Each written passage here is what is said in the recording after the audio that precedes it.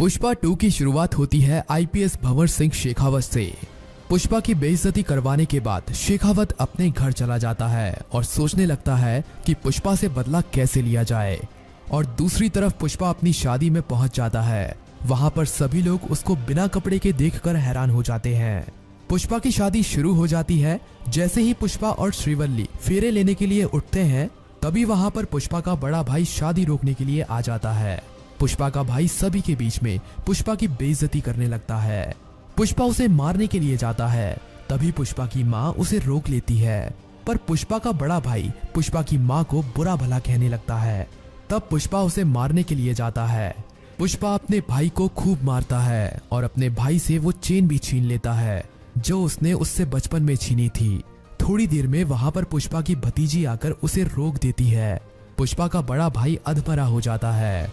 अब सभी लोग पुष्पा के भाई को हॉस्पिटल ले जाते हैं और यहाँ पर पुष्पा की शादी दोबारा से शुरू हो जाती है और अब शादी पूरी भी हो जाती है।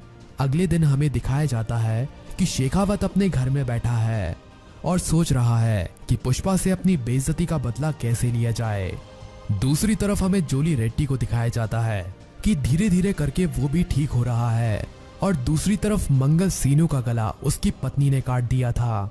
वो भी बेड पर पड़ा है और उसकी पत्नी और वो भी सोच रहे हैं कि मंगल सीनू के साले की मौत का बदला पुष्पा से कैसे लिया जाए।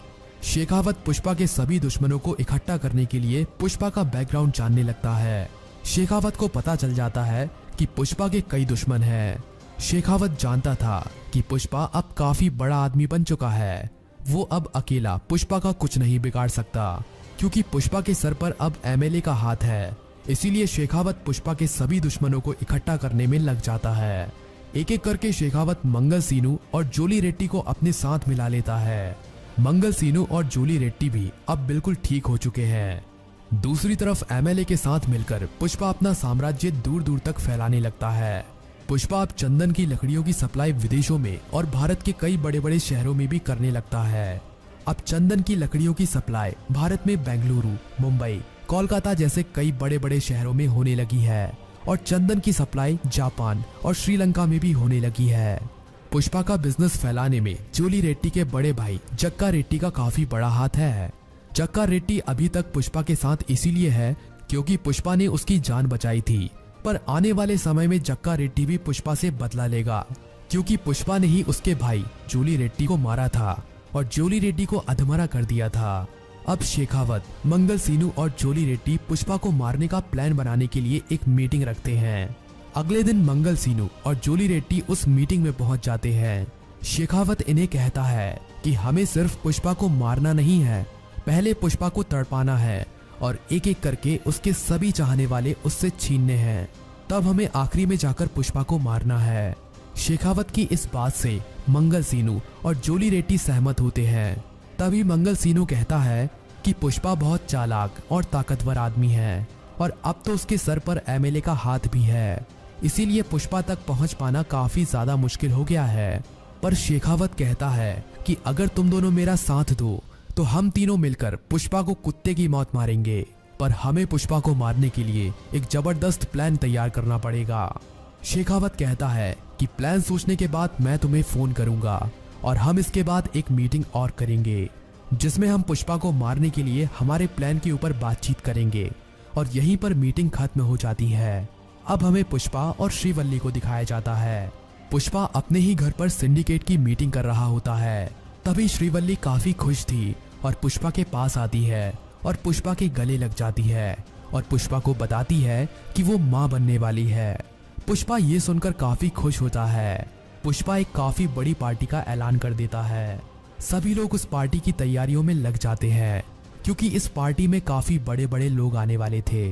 कई मंत्री, एमएलए और दिल्ली, बेंगलुरु, मुंबई से कई बड़े बड़े लोग पुष्पा की इस पार्टी में आने वाले थे। और इसी पार्टी में चेन्नई से मुर्गन भी आने वाला था और मुर्गन पुष्पा को एक काफी बड़ा ऑर्डर भी देने वाला था। शेखावत को ये बात पता चल जाती है कि पुष्पा अपने घर में काफी बड़ी पार्टी करने वाला है। शेखावत प्लान बनाता है कि वो इस पार्टी में पुष्पा के ऊपर हमला करेगा और उसे मारेगा। इस प्लान को बताने के लिए शेखावत मंगल सीनू और जोली रेड्डी को फोन करता है। शेखावत इन दोनों को अपना प्लान बताता है। मंगल सीनू कहता है कि पार्टी में काफी बड़े बड़े लोग आने वाले हैं, इसीलिए पार्टी में काफी ज्यादा सिक्योरिटी होगी, बिना कार्ड के अंदर घुसना नामुमकिन होगा। पर शेखावत कहता है कि मेरा दिमाग एक पुलिस वाले का दिमाग है, तुम बस अपने आदमियों को तैयार रखना, मैं खुद उनके साथ पार्टी में अंदर जाऊंगा और पुष्पा के चाहने वाले हर एक को और पुष्पा को भी मैं ही मारूंगा। मंगल सीनू अपने आदमियों को हथियार देकर तैयार करता है। कुछ ही दिनों के बाद पार्टी की तारीख आ जाती है। पुष्पा की ये पार्टी काफी धूमधाम से होने वाली थी, काफी बड़े बड़े लोग इस पार्टी में पहुंच चुके थे। तभी वहां पर मंगल सीनू की लोग भेष बदलकर पहुंच जाते हैं और पार्टी में इनकी एंट्री जक्का रेड्डी करवाता है।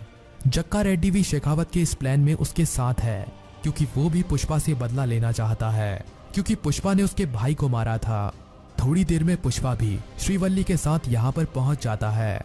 श्रीवल्ली पार्टी की धूमधाम देखकर काफी खुश होती है, क्योंकि पुष्पा ने इतनी बड़ी पार्टी सिर्फ उसके लिए ही तो करवाई थी। तभी वहां पर गाना बजने लगता है। गाने के बीच में मंगल सीनू के लोग फायरिंग शुरू कर देते हैं और तभी सभी लोग इधर उधर भागने लगते हैं। शेखावत सही समय देखकर एक कोने में छुपकर पुष्पा को गोली मारने की सोचता है, पर शेखावत सोचता है कि पुष्पा को इतनी आसानी से मौत नहीं मिलनी चाहिए, इसीलिए वो श्रीवल्ली को गोली मार देता है।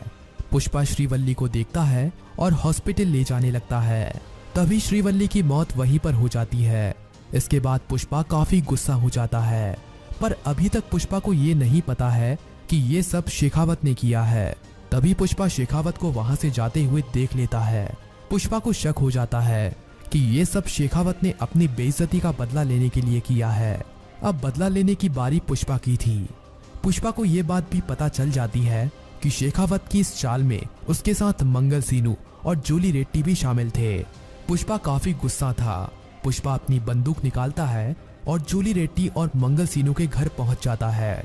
वहां पर वे दोनों पुष्पा की इस हार पर पार्टी कर रहे होते हैं। पुष्पा एक एक करके मंगल सीनू के सभी आदमियों को मार देता है। पुष्पा अब अंदर जाता है तो उसे वहां पर मंगल सीनू और जूली रेड्डी के साथ जक्का रेड्डी भी मिलता है। जक्का रेड्डी पुष्पा की इस हार पर जश्न मनाने के लिए यहाँ पर आया था। पुष्पा जक्का रेड्डी को यहाँ पर देखकर हैरान होता है और जक्का रेड्डी से पूछता है कि तुम भी इनके साथ मिले हुए हो। जक्का रेड्डी कहता है कि तुमने मेरे भाई को मारा था, वो बात मैं कैसे भूल सकता हूँ। मैं तुम्हारे साथ इसीलिए था ताकि मैं अपनी भाई की मौत का बदला ले सकूं। तुम्हारी पत्नी को मारकर मैंने अपने भाई की मौत का बदला ले लिया है। अब तुम मुझे मार भी दो तो मुझे कोई डर नहीं। यहाँ पर अब पुष्पा इन तीनों को मार देता है। शेखावत अब पुष्पा के खिलाफ इन तीनों के मर्डर का केस बनाकर पुष्पा को जेल में डाल देता है। इस केस में एमएलए भी पुष्पा की कोई मदद नहीं कर पाता। जेल में शेखावत पुष्पा को खूब टॉर्चर करता है और उससे अपनी हर एक बेइज्जती का बदला लेता है। लेकिन अगले कुछ ही दिनों में पुष्पा जेल से भागने में कामयाब हो जाता है।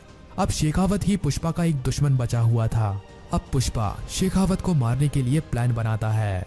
शेखावत पुष्पा के सभी आदमियों को और एमएलए को भी अपनी तरफ कर लेता है। पुष्पा के हाथ से धीरे धीरे करके सिंडिकेट की सारी शक्तियां शेखावत छीन रहा था, पर पुष्पा को अब सिंडिकेट से कोई मतलब नहीं था। उसको तो बस अब श्रीवल्ली की मौत का बदला लेना था। शेखावत अपनी पूरी पुलिस फोर्स को पुष्पा को ढूंढने में लगा देता है, पर पुष्पा उसे कहीं नहीं मिलता। पुष्पा जंगलों में छुपकर शेखावत को मारने के लिए प्लान बना रहा था। दूसरी तरफ शेखावत ने भी अपनी सिक्योरिटी काफी ज्यादा बढ़ा दी थी। शेखावत जानता था कि पुष्पा कभी भी हमला कर सकता है। कुछ ही दिनों के बाद एमएलए एक पार्टी रखता है। उस पार्टी में एमएलए शेखावत को भी बुलाता है। पुष्पा को ये खबर मिल जाती है कि एमएलए ने अपने घर एक पार्टी रखी है और इस पार्टी में शेखावत भी आने वाला है। पुष्पा इसी पार्टी में शेखावत को मारने का प्लान बनाता है। अब पार्टी की वो तारीख भी आ जाती है। पार्टी में काफी बड़े बड़े लोग आए हुए थे। शेखावत भी वहीं पर पहुंचा हुआ था। पुष्पा एक हलवाई का भेष ओढ़कर पार्टी में पहुंचा हुआ था। पार्टी में शेखावत भी काफी डरा हुआ था। उसे लग रहा था कि पुष्पा यहीं कहीं है और कभी भी हमला कर सकता है। पुष्पा सही मौका देखकर शेखावत पर बंदूक तान देता है। पुष्पा पहले एमएलए को मारता है, फिर वहां पर शेखावत के लोग पुष्पा पर फायरिंग कर देते हैं। इन सब के बीच में पुष्पा को भी गोली लग जाती है, पर आखिरी में पुष्पा शेखावत को मार देता है और मूवी यहीं पर खत्म हो जाती है। अभी हमें इस बात को क्लियर नहीं दिखाया गया है कि पुष्पा मर गया है या नहीं, पर उसे गोली लगी है। हो सकता है कि पुष्पा के बारे में हमें इसके नेक्स्ट पार्ट में दिखाया जाए। इसके लिए अभी हमें थोड़ा इंतजार करना पड़ेगा।